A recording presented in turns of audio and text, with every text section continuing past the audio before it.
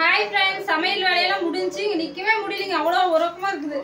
ஆமா, ரொம்ப சிமெண்ட் சீட்டுங்கிறதுனால அதிகமா உருக்கமா இருக்குது. அடுத்ததுமா சூடா சாப்பாடு வேற வேர்த்து ஒழுகுது.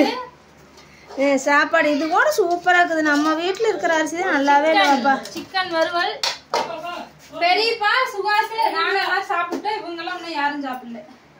பார்த்து அது நீதான் நிறைய பேர் இருக்கிறாங்க, கொஞ்சம் அதிகமா வைக்கொண்டாங்க. இப்படி இல்லைன்னு நான் கிரேவி மாதிரி பண்ணியிருப்பேன். இல்ல பெரியமா எப்பவுமே அப்படிதான் கேட்பாங்க. அடுத்த நாளும் பெரியப்பா கேட்பாருன்ட்டு அதிகமா வச்சிருக்கேன். எலும்பு ரசம் வெறுங்கையில் எடுக்காத சுடுது. எலும்பு ரசம் கொத்தமல்லி கீரை இல்லையே, அது வாங்காத விட்டீங்க. அங்க வச்சிருக்கேன். ஆமா, கத்திரிச்சு போடுங்க ரெண்டுக்குமே. இதுக்கு ஆமாங்க நண்பர்களே, இது கொழுப்பு வந்துங்க. எனக்கு போட்டால் சாப்பிடவே முடியாதுங்க. நான் சாப்பிட்றத ஒரு வேளை சாப்பிடுவேன், அது வலுவான்னு கையில் ஓடிச்சுங்கன்னா எனக்கு பிடிக்காது. எனக்கு இலையில புது வட்டல் இன்னொரு வட்டல் கூட இருக்குது வேறு. கொத்தமல்லி கீரை கிள்ளி போட்டுக்கலாம் சாமி. பா இங்கே நிற்கவே முடியலவாப்பா, சீக்கிரம் போடுவாப்பா. கை கரண்டி.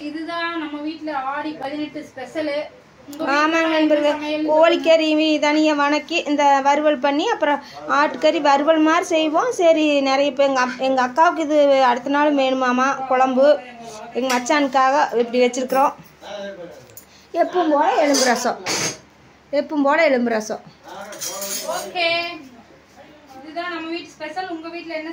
சாமி, கொத்தமல்லி கீரை போடாத போயிட்டியா?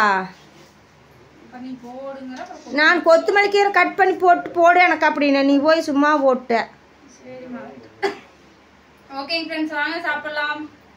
இங்க ஒன்றும் நிற்கவே முடியலைங்க, இருட்டு வீடு மாற கபியோ கப்புன்னு பயங்கரம். அப்பா எங்கள் அக்கா இப்படித்தான் இருக்குதோ கடவுளே.